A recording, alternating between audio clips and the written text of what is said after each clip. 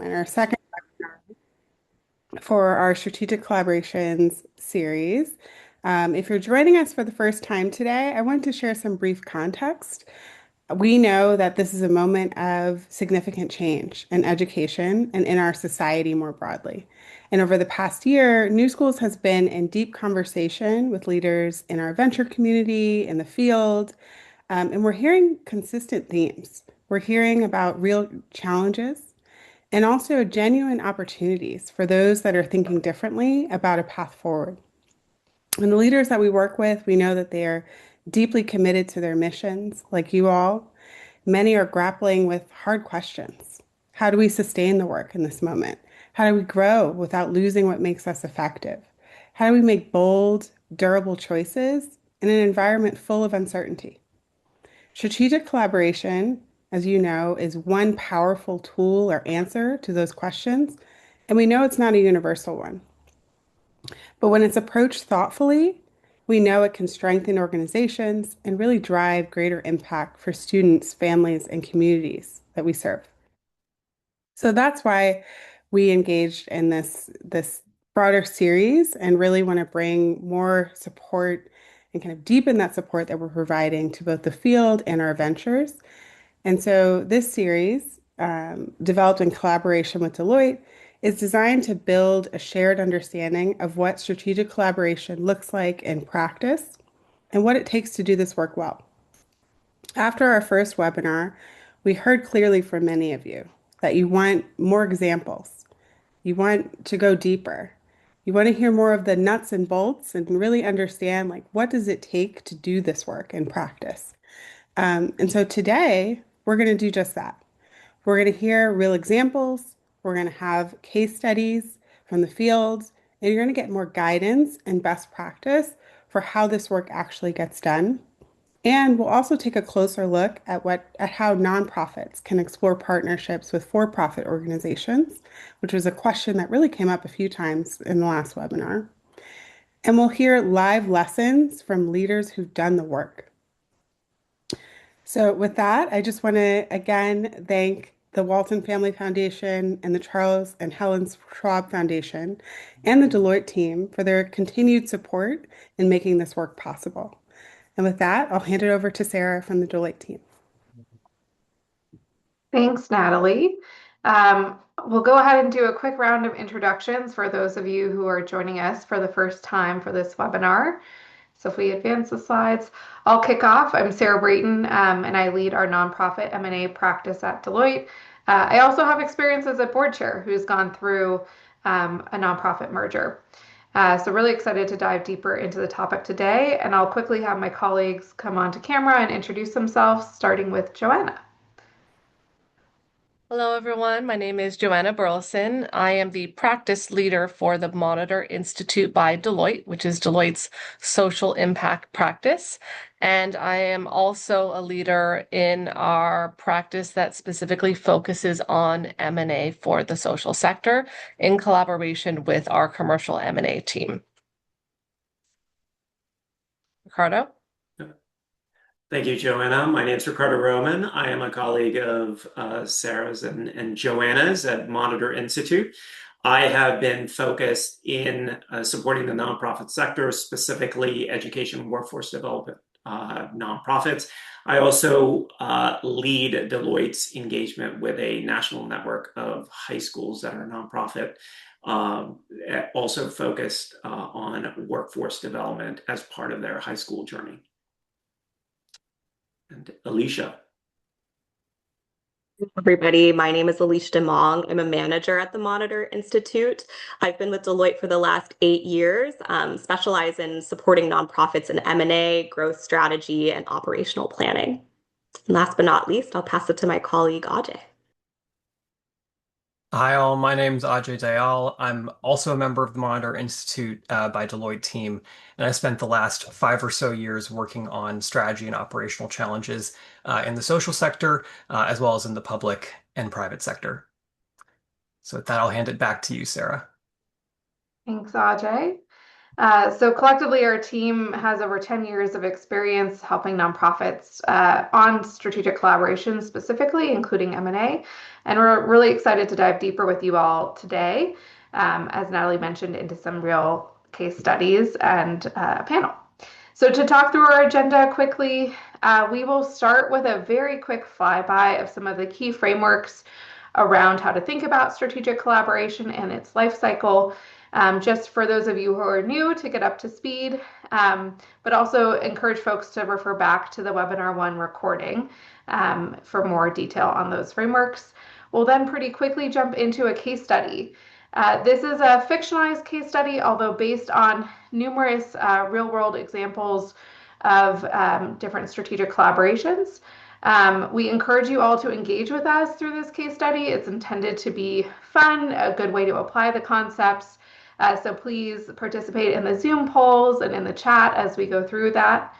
And then we'll have a panel discussion with nonprofit leaders who have pursued strategic collaboration to hear from their real-world experience. Throughout all of the webinar today, we do have the Q&A function available for folks to ask questions, and we will do our best to answer. On your Zoom bar at the bottom of your screen, if you're not seeing it, you can click the More button, and then you should see a Q&A option. And so we'll be monitoring that throughout the presentation. We also will open it up on the panel for you all to ask questions to the panelists through that function. So please use that to make sure we're hearing from you and getting your questions answered throughout. So with that, we'll go ahead and dive into the quick overview of strategic collaborations and the life cycle. So if we go to the next slide, there are many forms of strategic collaborations, as we all know, that nonprofits can engage in that vary in terms of the degree of collaboration and also the level of effort required to execute. This session will focus mainly on the upper right-hand side, strategic partnerships and mergers and acquisitions, as well as thoughtful strategic sunsets, which often have a form of collaboration that can look like partnership or M&A. These concepts can be applied to other forms of collaboration, but we really feel that in this moment for the sector, some of these deeper forms of collaboration are really where some of the true value is for organizations. So we'll focus there. If we move to the next slide, just to quickly talk about the case for strategic collaboration, we see kind of two categories. There are organizations who are looking to collaborate for growth. Perhaps you're building on existing momentum and looking to expand program offerings, expand geographically, serve more constituents, look for expanded funding opportunities. And then there's also reasons to collaborate for continuity. So perhaps you're at a moment of transition as an organization, be it a leadership transition, grappling with financial sustainability questions, or looking to cut costs. And that also can be a great reason to think about collaboration. A note for organizations in this category is we really recommend that this is a proactive tool and that you don't wait for a moment of crisis. Organizations that think about collaboration as one of the opportunities early on often are much more successful in executing the collaboration than waiting till it's perhaps too late or in a moment of crisis. I won't go over the stats on the right-hand side, but I do want to note that while strategic collaboration can be very impactful for organizations and yield deepened impact, better financial sustainability, it's also not a silver bullet solution.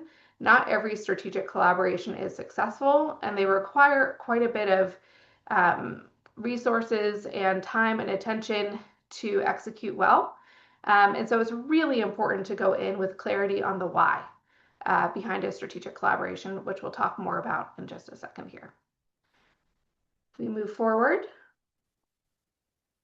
So every strategic collaboration has a little bit of a different life cycle, but goes through three kind of key phases: strategy, diligence, and integration. We'll use this as the life cycle throughout this presentation, and I'm going to quickly do a few points on each of these phases before we get into the case study. If we move forward to the next slide, starting with strategy, this is really laying the foundation for success for strategic collaboration. We encourage organizations to really understand how might a collaboration support your overall organizational strategy, starting with what are your strategic growth objectives? And then building on those, what form of collaboration might be the best option to achieve those objectives? And then going in with clarity in terms of what type of partner would help you be successful in achieving those objectives. This is a place that some organizations skip. I know there's often organizations that are approached with opportunities, but we really suggest that organizations emphasize the why behind this work before you start engaging in considering one particular opportunity. On the next slide, I will quickly talk through two frameworks we use for aligning on what type of collaboration approach might be a good fit for you. So for organizations that are in this growth category, you might consider build, buy, or borrow. Build is, are you perhaps going to organically build the capabilities that you need to achieve your objectives? Buy, perhaps you're merging with another organization that brings complementary objectives, complementary capabilities, or borrow, perhaps you're going to partner with another organization who brings those capabilities. Similarly, organizations on the continuity side have a similar but slightly different set of options. Perhaps you're going to switch, adapt your business model to align with new opportunities or needs in the sector. Sell, look for an organization who might acquire your organization and carry forward the mission and impact of the work. Or sunset, perhaps it's a moment to think about how you might let your legacy live on through multiple organizations or the field more broadly. And we'll talk a little bit more. We have a panelist today who actually has experience with a strategic sunset and can help shed some light on how that this can be an equally impactful option for organizations. If we move forward, I'll quickly touch on our diligence phase. So once you've gotten clarity on your strategy and collaboration approach, maybe talk to some potential partners and identified one, organizations enter a phase of diligence, which is really all about looking at both organizations and understanding how the two may come together, either for a partnership or a merger.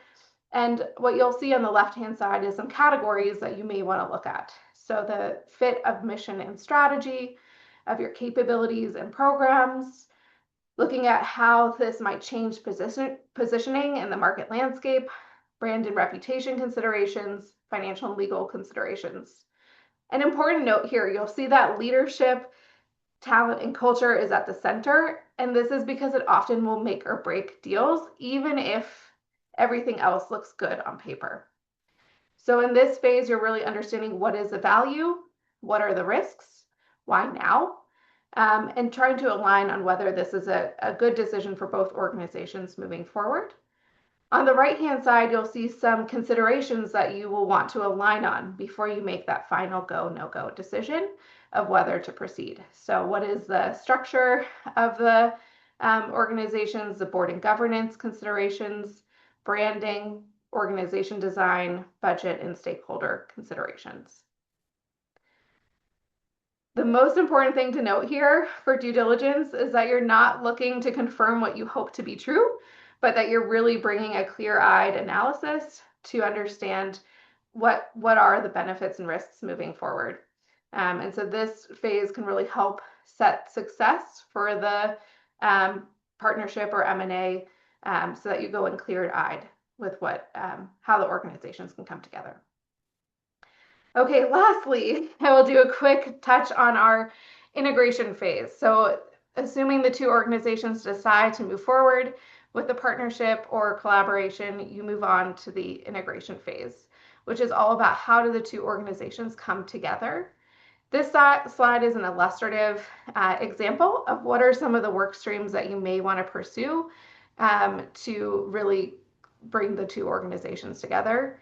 And integration is all about pre-planning, bringing together staff from both sides into the conversation, setting an aligned vision for what the combined organization or collaboration can look like, and then starting to execute on that. For day one, which represents the beginning of the partnership or the beginning of the new combined legal entity. I said this last time, but I will say it again. Sometimes this life cycle can be a little bit like dating, and I would liken day one to your wedding day. And as we all know, the hard work often continues well beyond the wedding day into the marriage. Integration planning often can take 6 months and beyond to do well.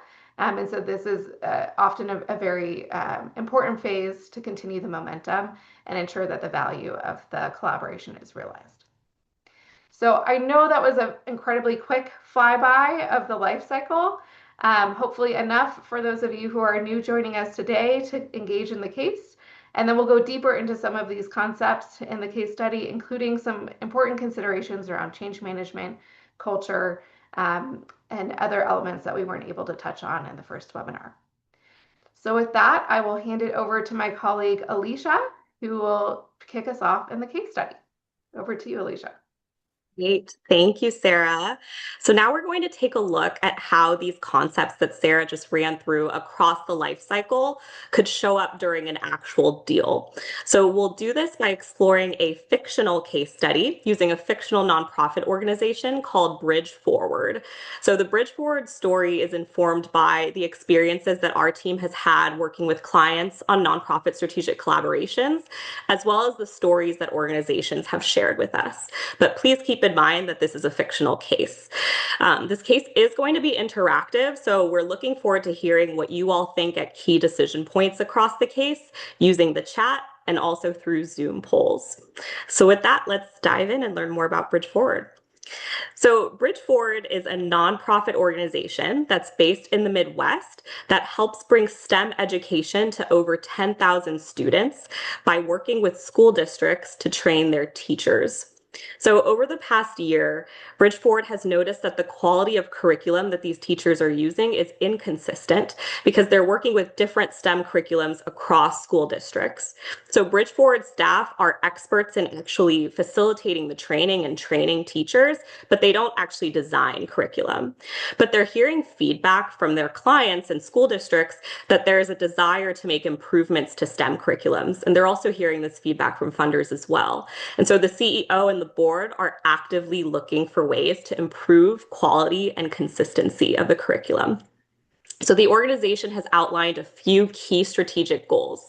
The first one is to improve their value proposition to school districts by offering a consistent, high-quality curriculum. The second is to improve their impact metrics to make Bridge Forward more competitive for funding. And lastly, the third goal is to eventually explore expanding their offerings beyond the STEM education that they provide today. So Bridge Forward's CEO is trying to understand what the best path forward is to address these strategic objectives. And so they're using the build, buy, borrow framework that Sarah just walked through. So the CEO has realized that Bridge Forward can either build, meaning they would hire curriculum experts directly into the organization to develop a proprietary curriculum. They could buy, meaning that they would acquire another organization that brings best-in-class curriculum frameworks and expertise, or they could borrow, meaning that they would partner with an organization that brings best-in-class curriculum frameworks and expertise to the table. So the build option would enable Bridge Forward to develop a tailored curriculum that meets their needs, but would require a long-term investment in specialized talent and skills due to the hiring that would need to happen. The buy option would immediately give Bridge Forward access to leading curriculum frameworks and expertise, meaning they could roll it out more quickly. But like Sarah just mentioned, it would also require significant resources to integrate Bridge Forward and the organization that they acquire. The borrow or partner option would require less upfront investment and provide a similar ability to deploy the curriculum quickly. However, it does come with some trade-offs. It comes with reduced control on behalf of Bridge Forward and reduced decision-making power, given that Bridge Forward would be partnering with another organization to access the curriculum.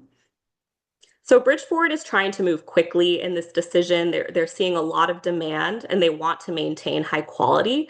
Overall, they're willing to invest in a collaboration, but they still want to make sure that they have the resources to pursue other strategic goals, like eventually expanding beyond STEM. Now imagine that you all are advising the Bridgeforward CEO. What would you advise them to do? And we want to hear from you in this Zoom poll. So would you advise the CEO to hire their own curriculum staff and build that capability in-house? Would you advise them to acquire an organization that brings best-in-class curriculum frameworks or expertise? Or would you advise them to borrow and partner with an organization with curriculum expertise? You should see the Zoom poll up on your screen. Go ahead and click the option you would advise the CEO to take. We'll give folks about 20 seconds or so to provide their response.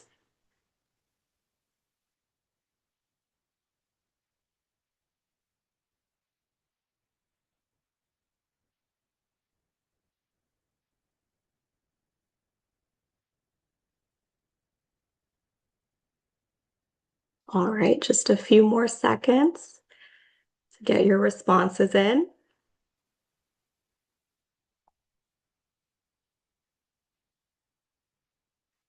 All right. Okay. So it looks like the vast majority of folks, about 70%, would recommend that the Bridgeforward CEO decide to partner with an organization that specializes in design, followed by build, followed by buy. So let's see what the CEO decided to do.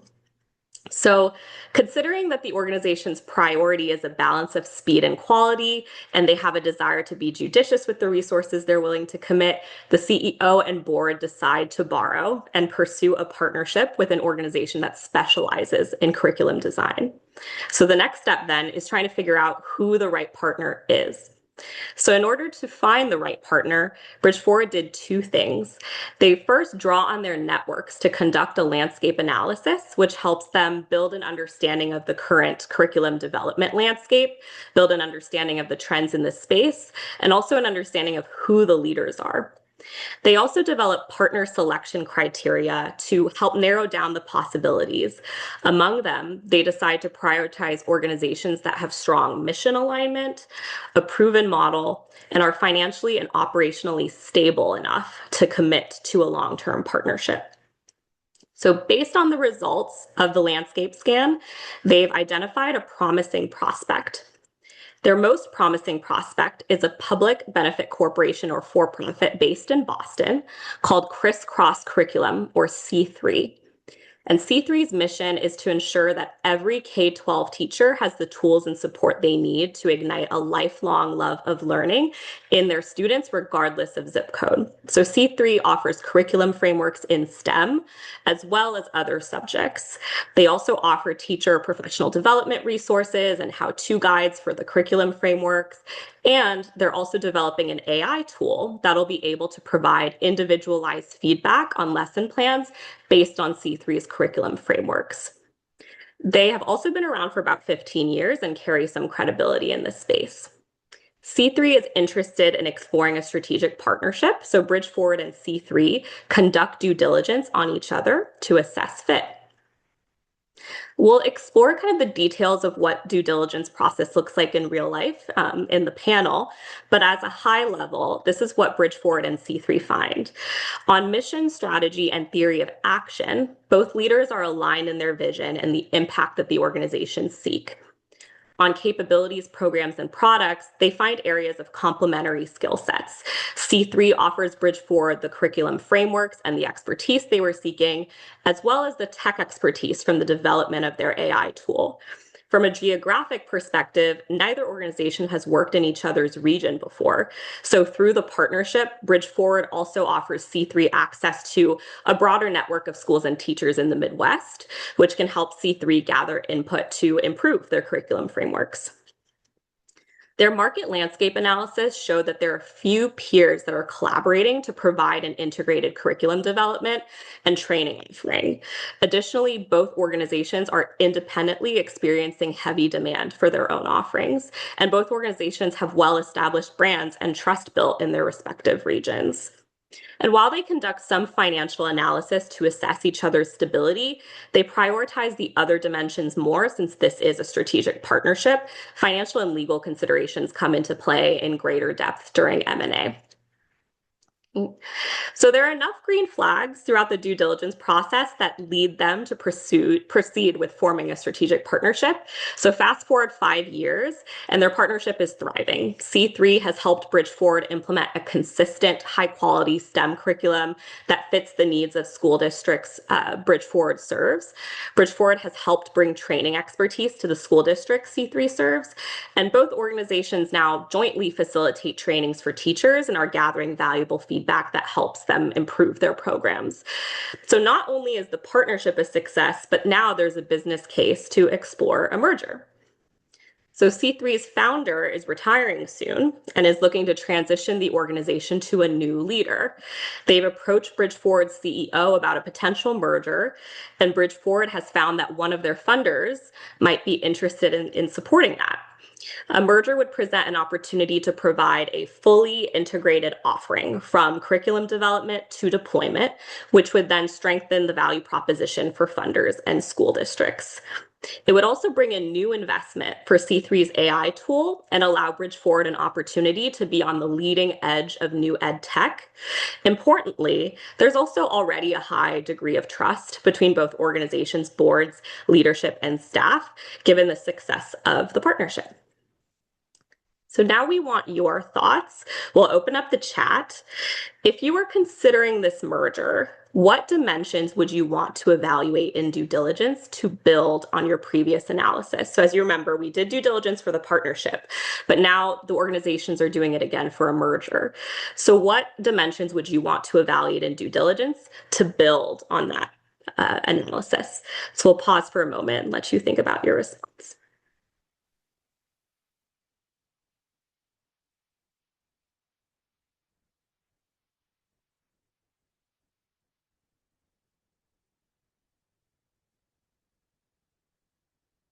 Feel free to put your answers in the chat.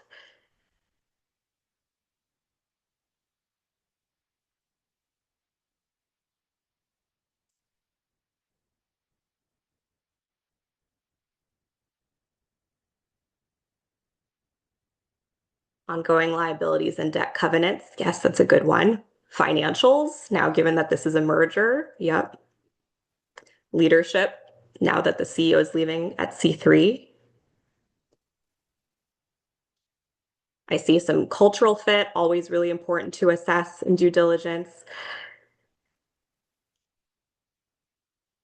Current capacity of potential for mutual growth. Mission and service portfolio alignment. Yes. Brand risk. Yeah, so a lot of the same kind of elements that we analyze in strategic partnerships, market share, market analysis. Great. So let's look at what due diligence shaped up to be. So the group named many of the things that Bridge Forward and C3 looked at when conducting this round of due diligence. So following the same framework, they re-examined the dimensions that were analyzed before and added a deeper analysis of financial and legal implications, like folks mentioned in the chat. So since their last round of analysis, they found their missions and visions remain aligned, and leadership sees an opportunity to deepen impact as a merged entity.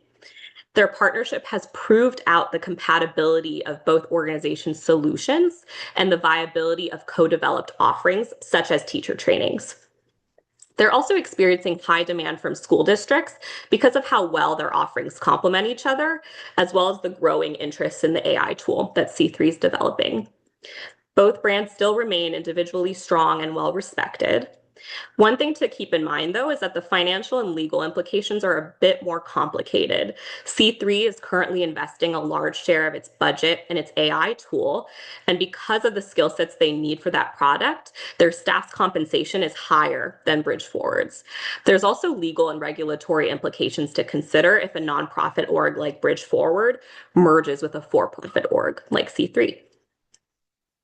So each organization goes to their boards with these findings. and determines what a combined entity would mean in practice before they make a go, no-go decision. So one of the first elements to assess that the organizations had to align on with their board is the structure of the combined entity. So they evaluated a few common structures for mergers. The first is a consolidation, which would involve fully integrating C3 into Bridge Forward, a transformation, which would combine the best of both organizations together to form a new transformative business model, a tuck-in, which usually happens when an acquiring organization is larger than the acquired organization and would also involve integrating C3 fully into Bridge Forward, or a bolt-on, which allows both organizations to come together and operate as two parts of a whole rather than fully integrating their business models. So a bolt-on is often used when an organization is looking at acquiring another organization that's bringing a different business model or different capabilities. Given that this is a case of a nonprofit acquiring a for-profit entity, both boards wanted to be thoughtful of the operational differences between those two entities, and they wanted to keep the strengths of C3 intact and uninterrupted, particularly the AI tool build-out. For that reason, the board believes the structure that makes the most sense is to add C3 as a for-profit arm of Bridge Forward and maintain Bridge Forward's 501c3 status. This structure is also known as a bolt-on because we're bolting on one organization to another, which is a common M&A structure used when a nonprofit is acquiring a for-profit. So then moving ahead to the other items within the go, no-go decision, from a governance perspective, the boards get along and would merge to be a combined board. From a branding perspective, given the strength of both brands, like I mentioned, they wouldn't want to let go of either brand. So the boards agree that the C3 brand would remain active, but under the Bridge Forward umbrella because they're a bolt-on merger structure, like I explained earlier. From an operational perspective, back office functions would fully merge and some of the program teams would merge over time, given the desire to offer integrated services. But C3's AI product team would be different from the rest of the organization. So that piece would have minimal integration. This would allow for continued investment and dedicated capabilities and capacity spent on the AI tool. And because of Bridge Forward's funder that is interested in supporting this process, they can afford the high integration costs that can come with a merger, such as legal, strategy, and brand advisors. And we find in general that these types of bolt-on acquisitions tend to be realized using philanthropic dollars or through a donated asset. And last but not least, given the existing partnership, disruption to stakeholders is minimal because funders were engaged early, staff have been involved as well, there will be less friction with them.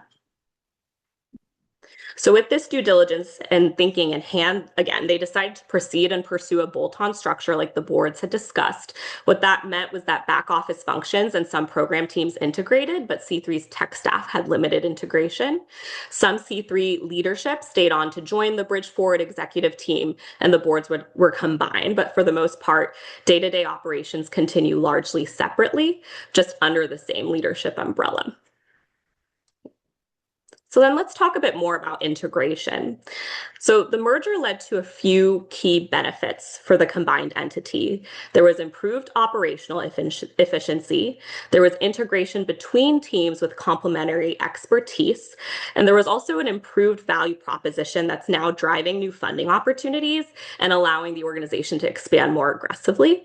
And last but not least, Bridge Forward now has the technical talent in-house for future tech product development, since they know that's an area of interest for the districts they serve. But like any collaboration, integration can come with some challenges as well. So we want to hear from you. Based on this context, what would you anticipate some of those challenges being? We'll open up the chat. Feel free to put your responses in.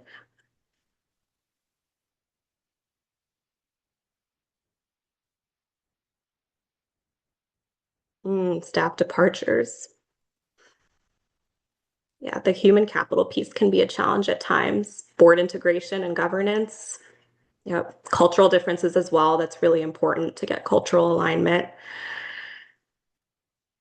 Financial reporting and integration of the financial functions. External confusion related to branding a bit. That's definitely a real concern. loss of institutional knowledge, packaging the new pitch, the new value proposition, making sure you have capability to manage the merger. That's also very real. Yeah, so you all have started to name some of the challenges, and I'll kind of go through what the organizations found as they were integrating. So some of the challenges they saw were differences in day-to-day operations and culture, as some of you mentioned, given that Bridge Forward is a nonprofit and C3 is a for-profit organization. Those challenges didn't necessarily pose any issues during the partnership, but they did surface as many of the teams started to integrate and come under new leadership. Also, establishing what the new leadership and governance structure would be was another challenge.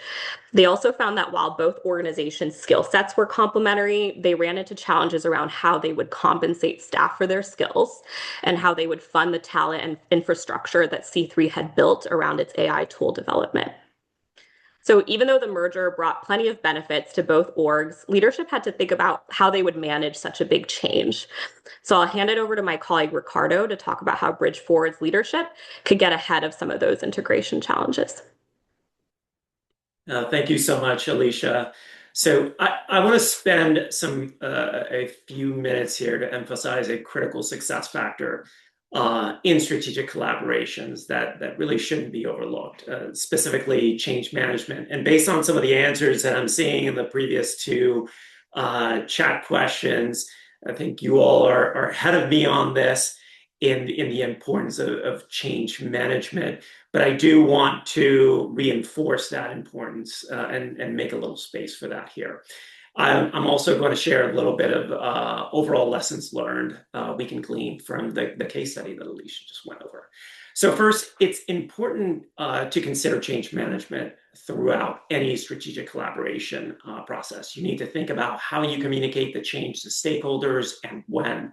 So for example, we recommend developing key messages to show the impact of the collaboration and perhaps even developing FAQ documents you can share with staff and others to address common questions throughout the journey.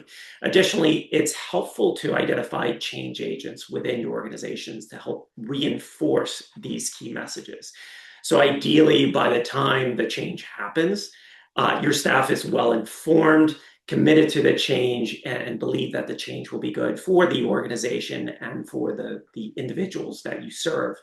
And for Bridge Forward in particular, this type of engagement would have been especially meaningful for the program teams and back office functions that were fully merging as a result of that merger. It's also important to ensure that leadership is aligned around a shared vision for the new organization to enable successful collaboration. A key ingredient to Bridge Forward and C3's success was that their leadership and boards were aligned throughout the process. They built trust early through their initial partnership, which really helped make that merger go more smoothly. And we can go to the next slide here. Another big part of change management is having a good sense of the organizational cultures. And we saw this again in the chat responses you all provided. So a good sense of the organizational cultures between both entities and using those insights effectively to drive success. So as part of the due diligence phase, an organization should assess the culture between the two orgs to understand key differences and to align on what the new combined culture should look like. And this can really be a unique moment in a nonprofit's life cycle where you get to redefine culture in an intentional way. As the chart on the slide shows, some example dimensions to assess culture should include things like leadership style, decision-making, equity orientation, service approach, and how the organizations invest in their talent. And the important piece to understand here is that org culture should be assessed and understood early so that if the culture seems incompatible, that can be a factor in a strategic collaboration's go, no-go decision, or that can help you incorporate culture more deeply in change management processes to really mitigate expected challenges. Next slide. All right.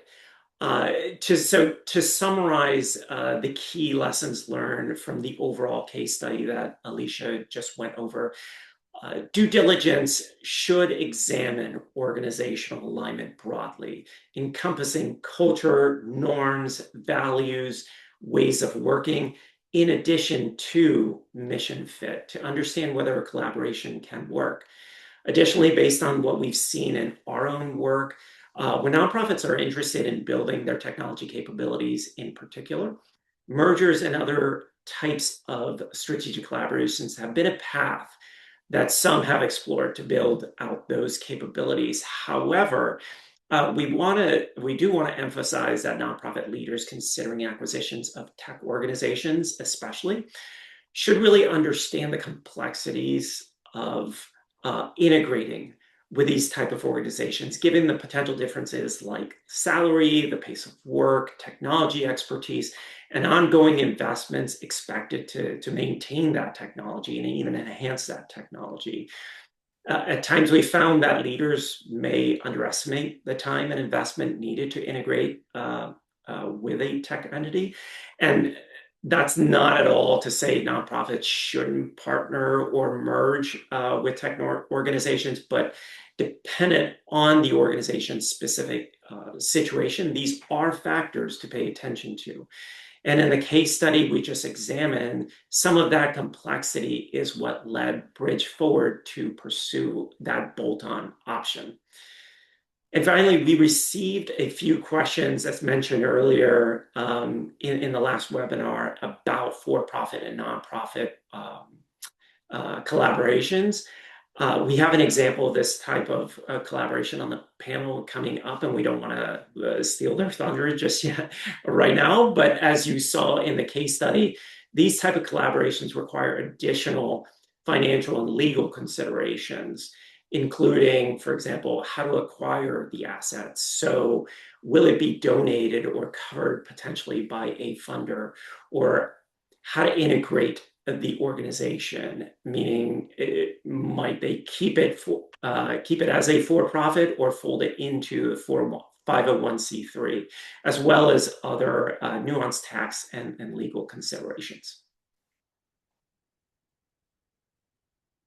All right. Finally, before we get into our panel discussion, we want to briefly share this high-level checklist that can really help guide all of you and leaders in general on how to engage key stakeholders throughout the strategic collaborations life cycle. So a few things I'll highlight here, moving left to right. It's important, especially early on, that leaders engage their boards and funders in particular to help shape the collaboration strategy and think through the implications of a collaboration. And as you move further right in that life cycle, especially as you get into the integration execution phases, staff should be engaged in integration planning and can be valuable in providing feedback throughout the integration process. So with that, before we get into the panel discussion, I believe we still have time for a bit of Q&A if there are questions in the chat. So Ajay, over to you. Yeah, actually, it seems like folks don't have questions at the moment, so we'll have a little bit of time for Q&A in the panel discussion. So I'll actually pass it over to you, Joanna, to kick us off there. Fantastic. Thank you, Ajay. So let's have a conversation with some guests. I'll start by sharing, the case study that we just walked through drew on elements of many of the engagements that we've worked with organizations such as yourselves around strategic collaborations in the nonprofit space, as well as the experiences of many organizations that we spoke to leading up to this webinar. So today we have leaders from a few of those ventures today who have direct experience with strategic collaborations and have a lot to share with all of us. John Branham previously is the former executive director of Get Schooled and now the chief transformation officer at Bottom Line, who'll be sharing about the Get Schooled and Bottom Line merger. We have Sarah Johnson, CEO of Teaching Lab, who will be sharing about Teaching Lab's merger with Relay GSE. Lisa Quay is the former executive director of the Student Experience Research Network, also known as CERN, who led that organization through its strategic sunset.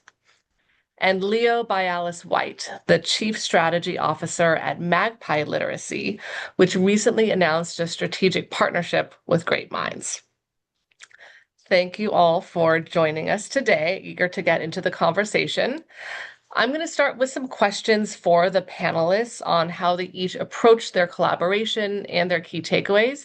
And we're going to make sure to leave a lot of time to open up to questions. So please, as you're listening in to our conversation, add those questions into the Q&A box as we go. You can upvote submissions that are interesting to you, and then we'll circle back to those questions at the end of the conversation.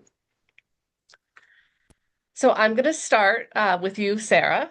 I'd love if you could share with us a little bit more about the case for strategic collaborations like M&A in your experience and why it made sense for Teaching Lab and Relay to explore a merger. Of course. And thank you so much, Joanna and Deloitte and New Schools for hosting us. And hi to all the participants. Thrilled to be here. So I have to apologize because I am getting over a cold, seemingly like everybody in the nation right now. So just deal with me as I sort of sound like that. But I'm super engaged. I was really, really sincerely in love with the presentation materials you just shared. Because I didn't have that type of framework when I was pursuing that. And I feel like Deloitte has done a tremendous job learning from the field and then surfacing a sort of analytical framework that could be replicated by others. So, uh, what is important to know about me and the organizations that we lead is that every single thing that we do is about impact. So when we go to that first analytical framework that's about like why would you do a merger or a partnership, et cetera, that was the primary motivational factor for us. So at Teaching Lab for the last 6 years, we've been engaged in curriculum-based teacher coaching. We're the teacher people, and we profoundly believe and sometimes radically believe that every single student can and deserves to learn at the highest levels. Increasingly, as we got out there and we're doing good work and forming great partnerships with school systems, we saw a couple different things. One, we were asked to do a lot more leadership development, both at the principal level and at the system level leader level. And we could do that pretty well, but we also had to upskill some of our teacher-facing people to do that at the scale that was being demanded of us.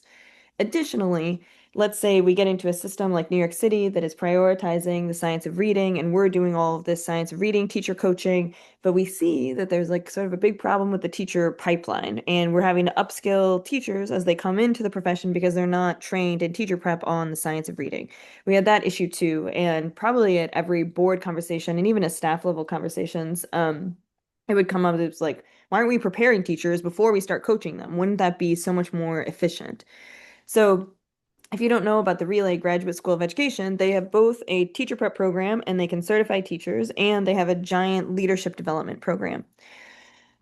So what I say about mergers and acquisitions is it's like part science, and that's kind of what you got from Deloitte, like all of the analytical frameworks, but it's also art, and you've got to be opportunistic too. So even in that case study, right, like they started exploring a merger after a partnership, partly because one of the leaders was leaving.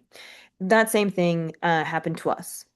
So the Relay Graduate School of Education leader who was there for 10 years leading the organization, I think several years before, she was leaving. And when the board reached out to me to talk about leadership and potential mergers, it just kind of felt like a match made in heaven, given everything that we've been talking about for years related to the impact that we want to achieve in the field. So we did not go out and say, like, we are looking for an organization to merge with, but we were so clear about our impact strategy, what we wanted to achieve in the world, and our theory of action that when this opportunity came along, we were ready to pursue it. And I know Sarah mentioned that like this kind of process is kind of like dating. I think when you find something that you think can actually work, it's akin to falling in love while dating. So there's like a lot of feelings there as well. It's like you can feel when it seems right. And I think that's important too, as well as like the analytical diligence, which I think I'm going to talk about more later. Love that. Thank you, Sarah. And there's something really powerful in recognizing opportunity and opportunism shows up in this, and to start with, like, the strategy, the impact mission is always there in the midst of whatever circumstance might bring you, right? A strategic, transition for an organization. So I appreciate sort of blending like that reality into the conversation. Uh, Leo, I'd love to get your take on this, because the collaboration path that you took with Magpie was a little bit different. You're not merging, but you're pursuing a long-term partnership with Great Minds. So I'd love if you can share with us, how you thought about the case for a strategic partnership and how you set the tone with stakeholders for that process. Yeah. Well, I would echo Sarah on a couple fronts. One, just great to be here and appreciate y'all elevating this venue. I wish when I was back at Schoolzilla or even in Thunderland, I wish I had thought about some of these things prior. So very helpful. So our, Sarah also talked about sort of what's the change you want to make in the world and what is your theory of action to make that happen. And Rebecca Kokler, our CEO from day one, has sort of staked out a bold claim of wanting to eradicate illiteracy in our lifetimes. And that felt really good and bold and exciting. But then it's like, what do you actually need to make that happen? And the best distillation we could come up with was you need really a quality reading solution. You need scale to reach all of the students that you want to reach. And you need a coherent strategy so that it may be a bolt-on partnership, but it is not a bolt-on from a student experience. Like, students need to be able to practice reading in relationship to the books that they're actually going to be talking about in classrooms. There needs to be real coherence. And so, Rebecca and our team had a really big head start on building for quality, because we had a research program where we were able to invest really big dollars on how do students best learn how to read. And I think we built a really phenomenal product, and we put that out into market, but we realized we don't have a sales team and a big, huge growth engine to get this into the hands of a lot of students. And furthermore, right now it's sort of sitting in as a sort of ride-along supplement in classrooms. And so in our very first year in market, we had a pretty crystal clear aha moment that's like, okay, are there partnerships to help us build scale and coherence? Is there someone that would both honor our journey on quality and not sort of want us to take future shortcuts on quality, but also be willing to really push us on scale and coherence? And so we can talk about this as deep as folks want, but we started with a distribution partnership with Great Minds. John White is the CEO, and Rebecca and John have worked together in the state of Louisiana. And so there was some foundational trust there. And so we did sort of a first pass at, can we sell this thing together? And we got some early wins and early positive signals there. And that really gave us the permission to let's explore something deeper. And then we got really creative about a perpetual license, and happy to share more about that if it's helpful. But that was our journey. Fantastic. And I love the way you describe scale and coherence. I think we're going to come back to that in a moment and dig a little bit deeper into how you brought that into the process overall. But before we do that, I'd love to so recognize that what you each just shared are great examples of positioning the organization for growth, for extended different level of impact.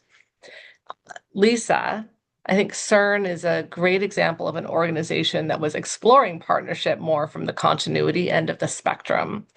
So I'd love it if you can share a little bit of what were the signals, that sort of told you that the timing was right to consider Sunset, and how did you shape the planning and sort of asset transfer process in a way that was effective and thoughtful? Mm-hmm. Yeah, I'll just also appreciation to you all for having this conversation. And like Leo and Sarah said, wish it had been available when we were going through this process.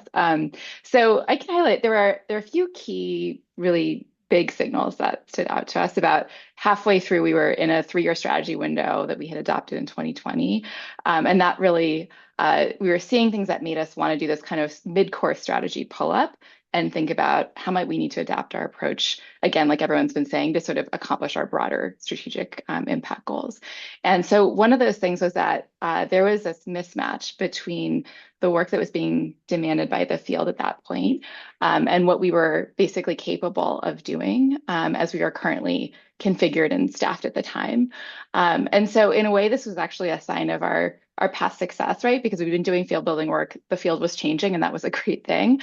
But it was also a challenge going forward because it was clear we would need to restructure and grow our organization significantly to meet those new demands. So that was one piece of the puzzle. The second was that I was frankly concerned about the ability of our organization to make the magnitude of pivot required. So we had just been in the process of implementing a major pivot over those past 18 months as a result of that 2020 strategy. And even though, frankly, we were doing some of the best work we'd ever done as a team, that pivot had really significantly taxed our team and our community. And so that was another key factor. And then the last factor I would highlight is that even though we were in a really good position financially at the time and we could afford to make that pivot financially in the near term, I was in the middle of having a lot of candid conversations with funders in the field. And it was becoming very clear that long-term funding would not be there to sustain, that larger organization. So while we, hadn't gotten into that process thinking about a strategic sunset, it ended up emerging as the best option because that, restructure and grow option just didn't seem viable for multiple reasons. And as we looked out into the field and tried to see, is there a potential partner that, we could pursue a more of a traditional M&A approach, there wasn't a single strategic partner who could take on most of CERN's work.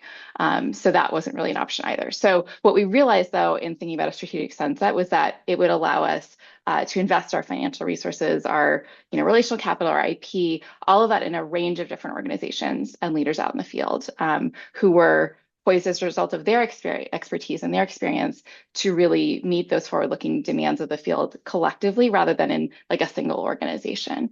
And then, in terms of how we shaped the planning and asset transfer process, I would just highlight two important lenses in particular. One was that we mapped the assets that we had internally, and again, very broadly defined, and I'm happy to talk more about this if folks are curious, but we looked at those assets and we mapped them to, here's what the field is demanding, and we tried to find areas of overlap where we could use our assets to make kind of a disproportionate impact in terms of the impact that would sort of ripple out over time as a result of us making certain investments.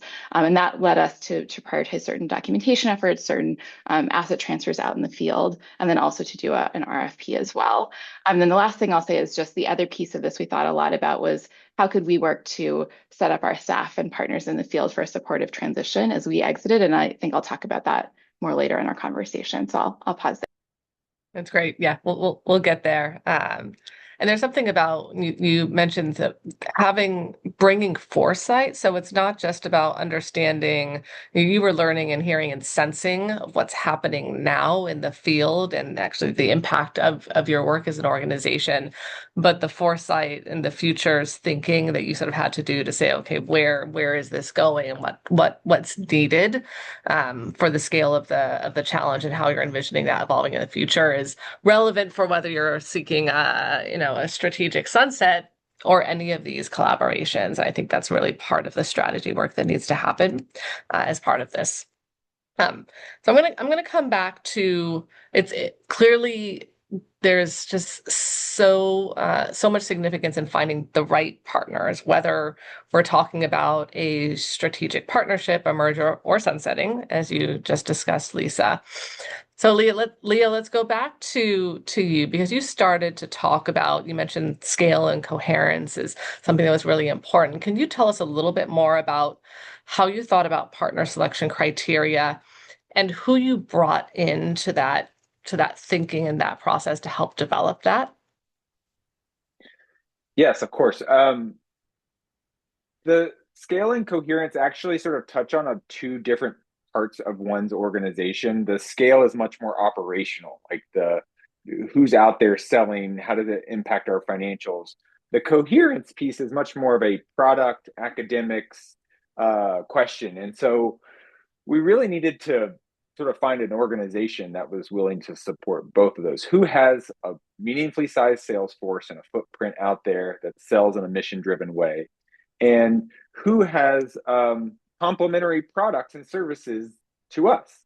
And so we definitely had a range of conversations with high quality instructional materials, both for profit and nonprofit. There were some who we felt like didn't meet our bar of quality, so we didn't even engage them. But in all of our conversations, we sort of started those conversations with like, here's what we're trying to achieve. We really want to grow and scale. We really want to sit next to a core comprehension curriculum. How would you think about that? So it was less about, are you the right partner? Should we be talking to you? Or even with our advisors, who are the right partners? It was more, how do we accomplish these two things? What creative solutions should we endeavor upon? And so that was the first sort of stage of those conversations.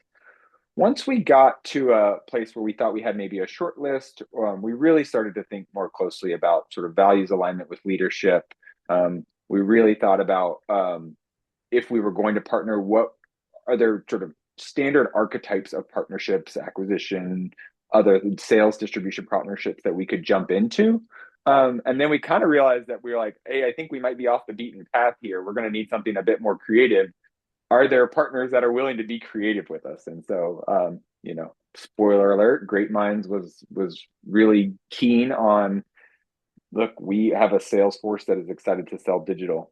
We have a strong reading comprehension solution, but we need to build reading foundations, and we're really eager to get into digital more aggressively. So that was sort of meeting those two needs. And then as we approached the actual anatomy of the deal, Great Minds was willing to be creative with us, and so that sort of initiated that process. So again, the takeaways were like when we started those conversations with advisors and board members and others, it was more like help us accomplish this problem rather than who do we partner with. It was much more that tenor than anything else. That's great. That's great. John, we haven't heard from you yet. I know that you engaged in a very intentional partner selection process as well when Get Schooled was looking at potential partners to merge with. So can you tell us a little bit more about how you determined those criteria, how you engage with your board and others in that process? Sure, yeah. So, hello everyone. Nice to see you. I'm the Chief Transformation Officer at Bottom Line. I wore my merger shirt today in honor of this conversation, Better Together. We did some co-branding, some logo lockups as Get Schooled and Bottom Line were coming together. So I think I would say a couple things here, and I'll be quick just so we can keep the conversations moving. I've been ED of Get Schooled for I think 6.5 years. I think I've spent 15 years in senior leadership roles of education nonprofits. And I share that because I think, thinking about deep partnerships and mergers is something that I think I've thought about quite a bit for quite a long time. Because I think when you develop longstanding relationships over time, there's always a little bit of a natural like, hey, could this be someone with whom we'd go deeper, And also, if you've been doing this work for a long time, there's always, well, at least for me, I would say, an appetite for more scale, deep in the work and go bigger. And so, so a lot of what I'll share just quickly, I would say it was largely like almost intuitive. These are things that at this point in my career, you feel them, you know them deeply, innately. It's not something that you necessarily, case studies are great, but these are kind of the obvious things from my perspective. So I'll name them quickly. The first and by far the most important was values alignment, was and is values alignment. And in prepping for this conversation, I shared that we explored to differing sort of degrees of depth potential mergers with other organizations. And what quickly happened was I determined that there was not sufficient values alignment. And so that was like end of the conversation. Um, and I would say, from my perspective, values alignment can make up for a bunch of other things. But if you don't have values alignment, from my perspective, like you can't even you can't begin or you can't continue. The second I would say is mission alignment. Got to be there. The third I would say is complementary but different strengths. I appreciated Sarah's comment earlier. I mean, a lot of this is like dating. And I think in a great dating relationship or a marriage or long-standing union, whatever you want to call it, ideally, I think you have different but complementary strengths, right? And I won't go into my own marriage, but like we are very good at different things, and that's extremely helpful. If you're both good at the same thing, man, you're going to have some major blind spots in your relationship. And so that was really true in our merger, where Get Schooled Strength was as a all digital college and early career advising organization.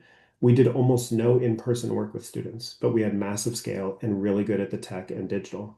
And bottom line, did almost no digital and not really much scale comparatively, but they were and are rock stars at the in-person, best in class, the only college access and success organization in America with an RCT. So that marriage was perfect, really complementary strengths. And I would say the last thing I'll say is finding an organization that values your superpowers. Kind of like marriage, like you want to date someone who thinks you're fantastic looking and like the smartest person they know, right? Same thing in a nonprofit merger. You want to be seen as attractive, because if not, like, well, why should we date and date seriously? And then just the last thing to go back to your question, Joanna, is um, these were things that again felt very innate to me, and they were affirmed by our senior leadership team. I had a long-standing, deeply trusting relationship with my board, and so I socialized this list, and they were like, "Yep, that's it." I mean, it was like 15 seconds. Okay, moving on. What's the next? Like, how do you keep going? So there was not much consternation because we were very much on the same page.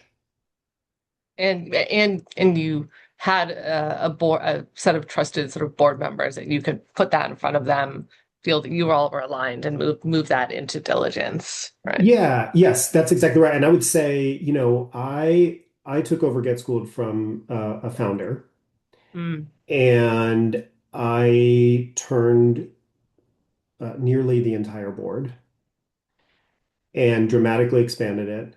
And everyone I brought onto the board um, had values alignment. And so I mean, in 7 years, we never had anything different than unanimous votes on every mm, single vote. Um, because we were always in lockstep. And I think when it came time to deal with the, big, hairy, audacious goal of merging, it proved to be extremely helpful. Not because you don't want blind allegiance, but because if your values aligned, it makes everything easier. And like you all know, boards can be messy, and then you throw something like this into the mix. And so how to be super thoughtful about how both organizations are engaging their boards. Sarah, I wonder, maybe we touch a little bit on that, like how that showed up for you, maybe in the context of the diligence process as well, knowing that you were very intentional with how you designed that with Teaching Lab and Relay, and how you engaged the board in this in a way that was collaborative and productive. Mhm. Yeah, and I want to talk about the art and the science. Yep. So the falling in love and the analytical part. So really, like I was like two thumbs up to what John is saying, but there's something implicit in what he's saying. which is it's about this intuition. And when I was speaking to people about why mergers in the nonprofit sector have failed, the two most common things that people would say was board alignment and culture. Uh, and for me, because everybody brought up board alignment, I would not be doing this if there wasn't board alignment. And when John was like, I had a conversation with my board and it took 15 seconds, like that is a testament to John's leadership and relationships, but it's also a signal, right? So I think if things feel like a slog with your boards, then like probably that is a data point you should take really, really seriously. I'm not saying don't do it, but like if they are the ones who have fiduciary responsibility and governance responsibility and they can hire and fire the CEO and they're not into it, like that is going to make your life so difficult. So part of the reason why I was super excited about exploring the merger between the Relay Graduate School of Education and Teaching Lab is when I would talk to the board members at Teaching Lab and at Relay, they were all down and also low ego. And I think this speaks to what John is saying about values alignment. So, and how I started with impact. So I get up every single morning and do hard work because I think it's important. And I believe that 100% of kids in this nation can read on grade level and do math on grade level and graduate high school and pursue their dreams. And I think we were lucky is not totally the right word because just like John described, like you have influence over who your boards are, but I think we were lucky to have two boards that were extremely aligned about that. So when we were exploring this merger, those were the only conversations we had were about values, impact, complementary assets. And do we think these complementary assets can get us to pursue this vision and mission at a accelerated rate and at greater scale? And the answers to those early questions were yes. And I think there's like some in the weeds indicators here too, where I had board members say things like, if we do this and we succeed, like if you want me to be on the board, great. But if you don't, like I'm going to be your supporter, da na na, right? I think like the opposite indicator would be something like, higher ego, right? Like somebody who's worried about retaining one org or the other or the brand or something that is not related to the values and the impact, right? So those are all super good indicators. And then the other thing that I did that is kind of unorthodox, and I'm not necessarily recommending this because I think like people here should partner with Deloitte. Like their frameworks look awesome. But I decided not to hire a consultant at the beginning of the diligence process. I wanted the boards to be so engaged, so involved, and so a part of the decision so that like they couldn't bring up something later about how they didn't think this was the right decision. So we actually did the diligence with a board member from Teaching Lab, a board member from Relay, and me. And I also wanted to do this in a accelerated way because sometimes I think you can fall prey to analysis paralysis and there's always like 100 reasons not to do something. And so we just sort of locked ourselves in a room for 4 hours. We got the no go, I always mess this up. The go, no go questions from the board members that are really similar to what Deloitte showed us earlier. And we sat down and we answered those questions and then had conversations with the boards about the answers to those questions. And that's what led us to decide to move from the diligence phase to the execution phase. That's fantastic. And there's something about opting for a streamlined, simple approach that doesn't, spin or take you in a bunch of different directions and being realistic, right, about what that process looks like, anchoring it on mission, value, the assets that are complementary. I think, John, you mentioned that as well. So we have a little bit of time left. So holding all of that, I'd like to talk about once you've moved forward, right? And all of that work that then starts to shape the groundwork for integration and integration planning.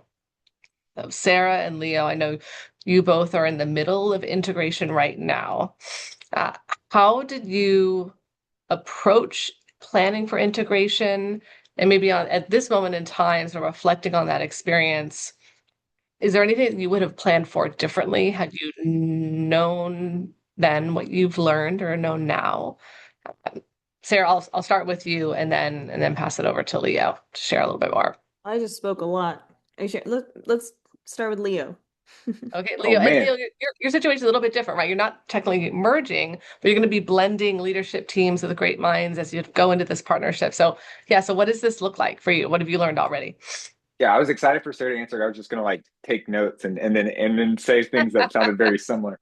I mean, we're brand new at this, right? We announced a month ago, and Rebecca and I will be going over to Great Minds starting on Monday. So there's a lot to learn. Um, I think we've tried to distinguish a meaty set of buckets to think about. Everything from uh, you know, culture alignment all the way to how do we do rostering and user provisioning. And so we've tried to take the a work stream approach and say we have some things to do right now, and then we know, because you're on a school year calendar, there is a school year in which the products start to really feel coherent together, and let's figure out how we backwards map to that level of coherence. But I think the first strategy we're trying to use is the same thing we use in our partnership, which is like, what are the problems we're trying to solve, and are we creating enough venues to solve those problems? And so contracting is first, and so we're making sure that those feel good, and then making sure that the relationships stay intact. And so I'm going to continue. Rebecca and I will continue some of our key one-on-ones with Magpie teammates over on the Great Mind side. But really, like, I want to come to part 3 and I can share all of the mistakes that we've made and share all the lessons learned. Fantastic. Sarah, anything you wanted to chime in with? Yeah, I would say start the culture diagnosis and work as early as possible. So we are bringing together a organization with 150 people, another organization with 200 people. And I highlighted this before, and I knew it while I was going into it, that like culture can make it or break it, right? And like strategy eats culture for breakfast. Like I know these things, and I think as early you can start that, the better you'll be in the long term. We also took an unorthodox decision to sort of take a year. But this is very much aligned with Deloitte's framework, which is why I think it's a brilliant framework. Like during that integration phase, to ensure that we convene working groups aligned with many of the sort of buckets that you listed. Like we've got a legal and finance working group, and a compensation working group, and a program working group, etc. And we engage a broad swath of people on the team around certain key questions we want to answer, so that when we pull the trigger for like the full integration of the two organizations, we're ready to go and we got the right feedback and we have people mobilized. And we all know this, like people need to hear the same key messages 7 times before they're like really internalized. You've got to have like a super clear vision for the culture. And so I think we are doing well, and I think you should start early, get a culture consultant, get really clear as a leader about the culture that you want in the unified organization or the partnership. And each of those 4 buckets about like the sort of different options, I think this still applies, even if it's a bolt-on or whatever, right? Like if people can't work together effectively to pursue the mission, then, like you're done. So that's what I would do as early as possible. Yeah. And I want to make sure we leave some time for some of the questions we're getting in, but there's something about you talked about this in integration, who's involved in that work, how you've used the consulting term that stakeholders are showing up in this. Lisa, I'd like to go back to your experience with the sunset, because as we talk about this very sort of broad category around strategic collaborations, whether it's M&A, a strategic sunset, this is very different for the social sector compared to the private sector. And I think we would be remiss to not name the profound sort of emotional experience that not only leaders, but boards and staff can experience along the way, number one. And I think it is very different as organizations and leaders who are really focused on mission work and what the role of sort of engaging stakeholders in this process needs to look like, partly given that. So I am curious to get your take on how you thought about stakeholder engagement throughout the process and how maybe similar or different it might have looked like for a sunset. Yeah, no, I really appreciate that question. And we thought a lot about our interest holder engagement at CERN because we're a field building organization. And so all of our work was tied to the work of the field and our relationships with them. And so that was, this is an extension of that, right? And we thought about it at every stage. From the very beginning, when we were did this sort of midway strategy pull-up, we were like, okay, what's our path forward? They gave input at that point. And then in terms of announcing the sunset, we knew it was going to be super unexpected. And so it was really, really critical to share a transparent narrative with everyone, both internally and externally, here was why we are doing this, why we made this choice, and how we're going to do it in a way that meets these impact goals, and that supports our community and our staff in the process. And then staff specifically, we also, at the time we announced the sunset, we shared information about, the professional supports that we would provide. And I think that might look more similar to the corporate sector potentially. But we really, like I said, what was really important was to make it clear why we were doing this from an impact standpoint, and also how they were going to be involved and how our community was going to be involved in deciding, what the actual work of the sunset looked like. So we had set this sort of broad strategic container at the time that we announced, but our organization, our staff, and then also our community were really part of, deciding, what should we fund, what should we document, how should we tell, assess and tell our story of our collective impact. That was very much done through the process of that input. And then I saw a question about funders in the Q&A. Yeah. So maybe I can just speak to that because we did a lot of funder engagement, which I think is also a different aspect to your point, Joanna. So we engaged them at all points in the process. So they gave input as we were doing that pull-up, the strategic pull-up that led to the sunset decision. And then I actually engaged them right after the board and I decided on the sunset, because I wanted to share, here's the decision, here's our rationale, but I also wanted to see if there were potential areas of aligned interest where they might want to partner with us, and crucially, whether we could use their funds, remaining funds on those grants to actually execute the strategy. And then I kept them updated throughout the process of the sunset itself. And then at the end, right when we were at the point of concluding the work, it was really important for me to have conversations with them to say, here's what we did, and here's where you need to take up the ball, sort of a relay race going forward in your own work, right? So it was really important for them, for the continued impact of the field, to be engaged at that point as well. So it was really the full life cycle, a lot of touch points and a lot of transparency throughout. Anyone else want to add to that? So I was going to raise that as the first question, right? Is what role should funders play in this?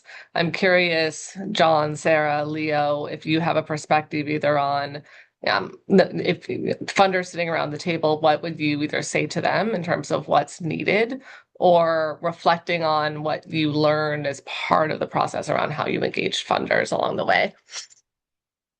Yeah, I mean, I'll offer a thought here.